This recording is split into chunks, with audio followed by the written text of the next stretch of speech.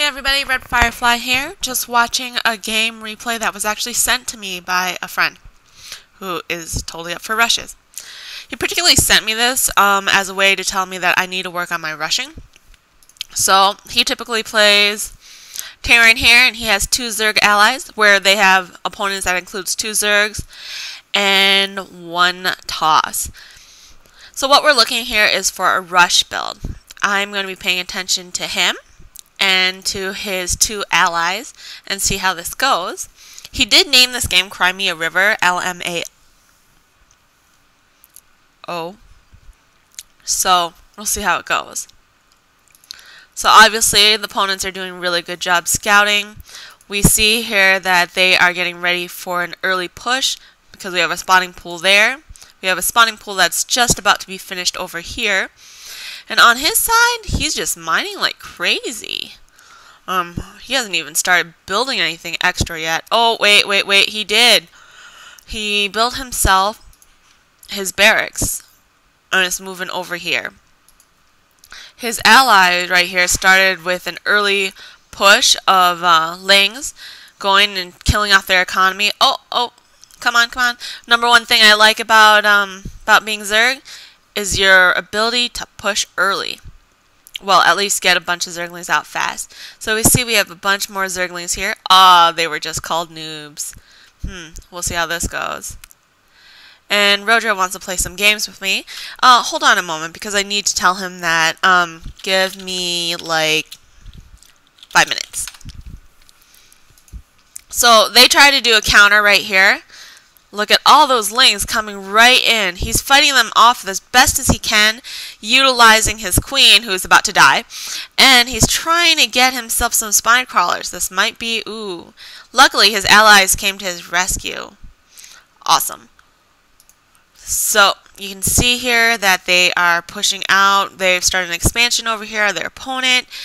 This guy over here is mostly getting a bunch of gateways. I wonder if he's going mass stalkers. That's a very good chance of that.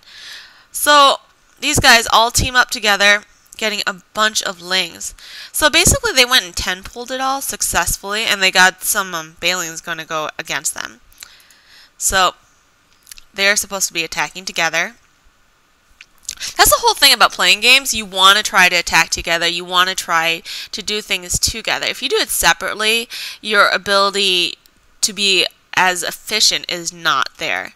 Right here, this is done and has, there, he's already started making some Lings. Surprisingly, instead of making some drones and utilizing his resources, considering he's low on resources, I don't know. He does bring in some things over here to cause Teal here to be behind. And you can see here that this guy here is going to be gone. He's low on minerals. He's gone. Yellow here is the one that's surviving for his team, but he's capped. Unit capped. Reason why you should always go and try to take out all of the overlords and overseers and blah, blah, blah. So we're killing. They're killing. They're going in. They're killing hard. In a bit, when I post this video, I will put up a little tutorial on their build orders and so forth, and do a little more studying on it. I know I'm behind on my videos, and I'm behind on a lot of stuff this month, this particular week, but you know, we all have lives outside, and I'd love it if I had more time to dedicate to this, but it's really hard. So he's building a Balian Dust. He still has this going on. So everyone's pretty much surviving, but let's take a look here. Let's take a look at the army, because I can suspect what the outcome is, but I don't know 100% how it's going to get to that outcome.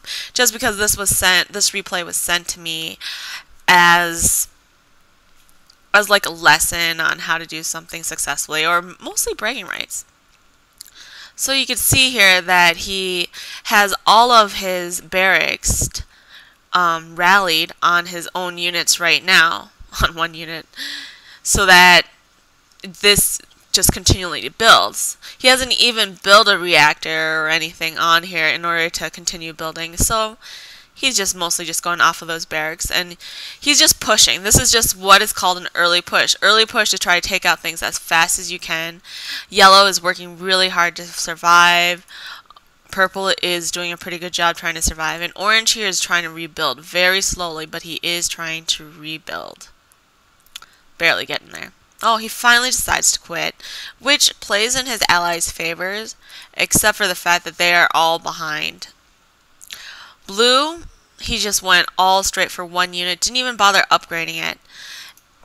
Pretty impressive. I can see why he wanted to show off this game, because this is one of those games that you take a look at. You can see his micro abilities right here.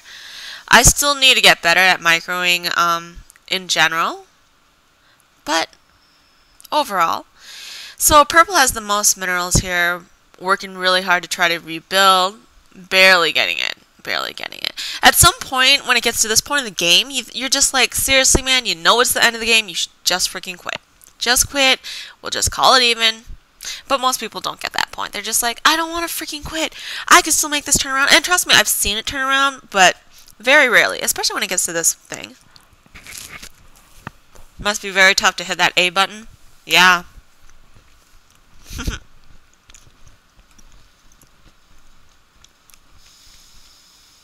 Ooh, smart move. Bailings.